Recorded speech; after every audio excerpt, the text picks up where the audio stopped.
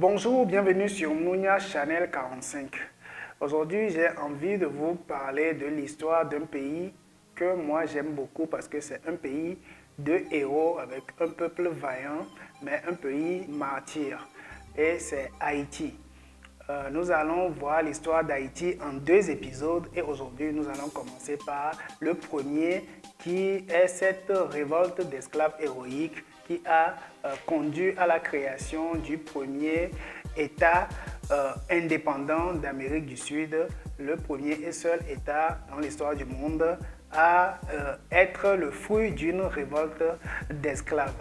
Comment les choses se sont passées? Eh bien, c'est ce qu'on va voir tout de suite, c'est parti.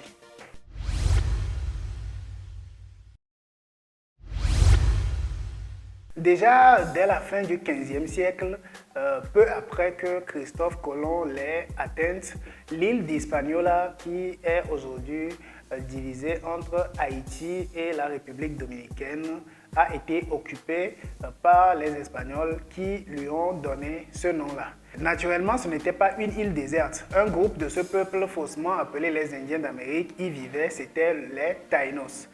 Mais très rapidement, ce peuple a été quasiment exterminé par les nouveaux venus espagnols qui l'ont réduit en esclavage, surtout dans la recherche de l'or et aussi à cause des nouvelles maladies importées contre lesquelles l'organisme de ces pauvres gens n'était pas du tout immunisé. Vers la fin du XVIIe siècle, les Français réussissent à s'emparer du tiers occidental de cette île et y implantent une colonie. Ils vont la baptiser Saint-Domingue. Ils se rendent très vite compte que le sol et le climat de cette île sont tout à fait propices pour les cultures d'exportation qui étaient en vogue à l'époque. Café, cacao, coton, caoutchouc, canne à sucre et tout cela. Et donc, pour mettre cette terre en valeur, ils viennent sur les côtes d'Afrique occidentale, chez nous ici, pour capturer des centaines de milliers d'esclaves noirs qu'ils vont aller réduire aux travaux forcés sur leur possession de Saint-Domingue. Avec le temps, plusieurs révoltes d'esclaves vont éclater, mais seront réprimées avec la dernière violence pour servir d'exemple et décourager d'autres personnes de tenter des révoltes pareilles. En 1784, le roi de France lui-même, Louis XVI, enverra une recommandation aux colons français de Saint-Domingue pour les exhorter à traiter avec un peu plus d'humanité leurs esclaves, mais tout cela restera lettre morte. En 1789, le vent de la liberté souffle sur la France et la révolution éclate. L'Assemblée révolutionnaire aussi va prendre parti pour un meilleur traitement des esclaves, mais quand même par 2 fois, elle réitérera l'importance du maintien de l'esclavage. C'est-à-dire on pouvait se battre pour la liberté des Français de France opprimés par leurs propres compatriotes qui avaient trop de privilèges. Mais bon, quand il s'agissait des esclaves noirs dans les plantations, comme cela rapportait de l'argent, bon, on pouvait fermer un peu les yeux là-dessus. Pourquoi un tel acharnement? Tout simplement parce que Saint-Domingue, aussi petit qu'il soit, parce que Saint-Domingue, Haïti aujourd'hui, c'est la moitié du Togo, c'est à peine 28 000 km². Mais avec cette petite taille-là, Saint-Domingue était une colonie vache à lait qui représentait à elle seule le tiers des recettes du commerce extérieur de la France à cette époque-là. Seulement, le vent de la liberté ne connaît pas de frontières. En 1791, il y a une nouvelle révolte d'esclaves, cette fois-ci lancée et conduite par un prêtre vaudou appelé Duty Boukman. Les combats sont violents, très très violents. Cela commence en août. Mais en novembre, Duty Boukman est tué lors d'un combat. Cela ne met quand même pas fin à cette révolte-là qui continue et qui grossit. Très vite, un ancien esclave, un esclave affranchi, lettré, propriétaire de plantation et d'esclaves lui-même, parce que oui, ça se faisait à l'époque.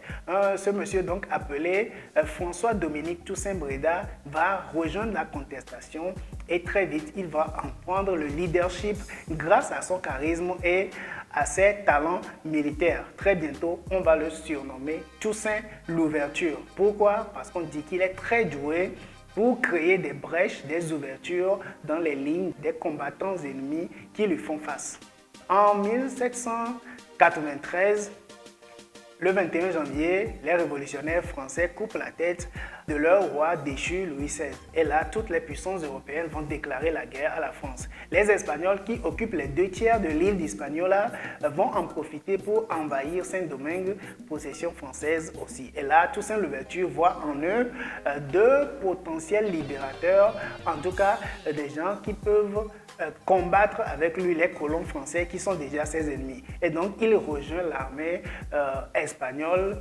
Seulement quelques mois plus tard, les révolutionnaires français envoient des émissaires à Saint-Domingue avec pour mission d'y proclamer la fin, l'abolition de l'esclavage. Là, Toussaint Louverture retourne sa veste et revient dans le camp abolitionniste français et tourne maintenant ses armes contre ses anciens alliés espagnols qui, eux, ne rêvaient même pas qu'un jour, ils devaient abolir l'esclavage. Il réussit à chasser ces Espagnols-là, lui qui, avec leur aide, avait déjà vaincu les colons français précédemment aidés par les Anglais.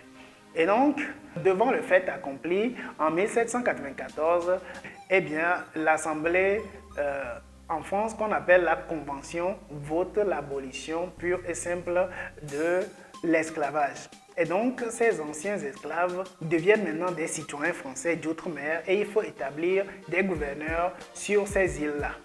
À Saint-Domingue, après maintes péripéties, eh bien, c'est Toussaint Louverture qui est établi dans ce rôle de gouverneur de Saint-Domingue.